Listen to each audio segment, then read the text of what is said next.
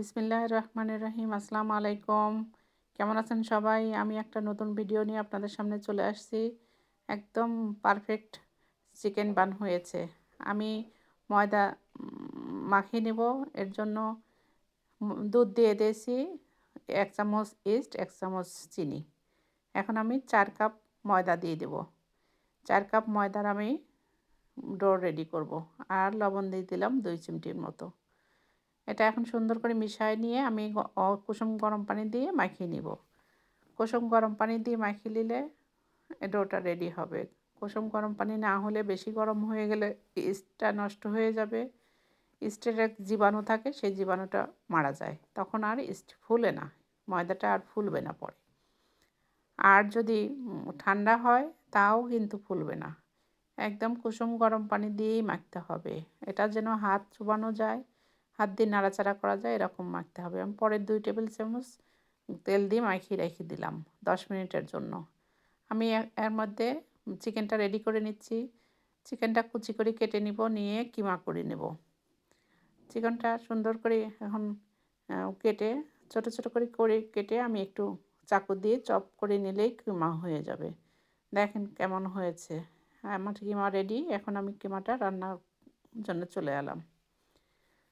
এখন পেঁয়াজ দিয়ে দিলাম। এখন কাঁচামরিচ, আদা, রসুন, একটু পানি, হলুদ, লবণ, মরিচ, মশলা সব কিছু দিয়ে সুন্দর করে মশলাটা কষায় নিতে হবে। এরপরে আমি চিকেনটা দিয়ে দিয়েছি। চিকেনটা দিয়ে নাড়াচাড়া করে একটু ঢেকে দিলাম। ঢেকে দিলে পানি ছাড়িয়ে দেবে। এই পানিতে সিদ্ধ হয়ে যাবে, একটুকু পানি দেওয়ার প্রয়োজন নেই। সিদ্ধ হয়ে আসছে প্রায়। আমি এখন পেঁয়াজ দিয়ে নাড়াচাড়া করে আমি করব, একটু ময়দা দিয়ে ২ চামচ ময়দা দিয়ে দিলাম।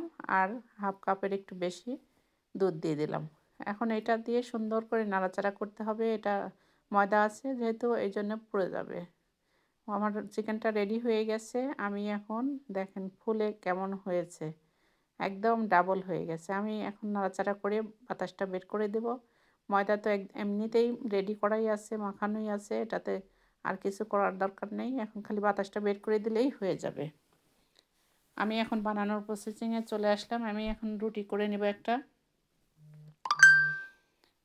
রুটি করে নিয়ে আমি নিচের থেকে একটু কেটে নিব, তাহলে একদম সমান সমান হবে। এইভাবে আমি এখন মাংসর পুরগুলো দিয়ে দিচ্ছি। মাংসর পুরগুলো দিয়ে এক সাইডে ঢেকে দিতে হবে, এক সাইডে ফাঁকায় রাখতে হবে। সামনে দেখেন আমি অনেকটা জায়গা রেখে দিছি। এটা চিকন চিকন করে কেটে আমি উপরে নকশা করে দিয়ে দেব। এটা এখন ফোল্ড করে ঢেকে দিলাম। এটা না বানালে মনে হবে খুবই কঠিন, আর বানালে মনে হবে খুবই ইজি। এগুলো আমি সুন্দর করে নকশাটা একটু ফাঁকা ফাঁকা করে, সামান্য একটু ফাঁকা রাখি দিতে হবে। এটা ফুলে গেলে তখন আবার একটু ফাঁকা না রাখলে লেগে যাবে একসঙ্গে, তখন আর এটা কাটার কোনো মানেই হবে না। দেখেন সুন্দরভাবে হয়ে গেল।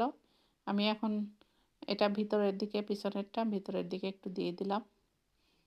এখন নিচে লেগে গেছে, ওঠানো একটু ঝামেলা হয়ে যাচ্ছে। আমি ময়দাটা নিচে একটু কম দেওয়া হয়েছিল, ময়দাটা বেশি দিলে তাহলে আর নিচে লাগিয়ে যেত না। এই তো খুলে গেছে। আমি এখন এটা চাকু দিয়ে তোলার চেষ্টা করলাম, কিন্তু হলো না, হাত দিয়ে ওঠাতে হবে।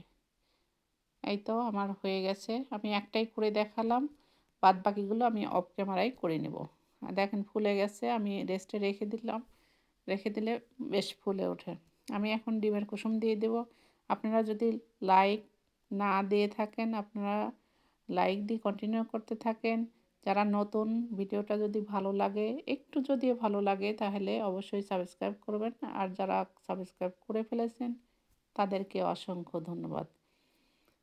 একবারে সবগুলো দেওয়া যাবে না, ওই জন্য আমি এই 3টাই ওভেনে দিয়ে দেব। ট্রেতে বেশি ধরবে না, যেহেতু এটা আবার ফুলবে। এই জন্য আমি প্রথমে 3টা দিয়ে দিলাম, বাদ বাকিটা পরে আমি করে নেব।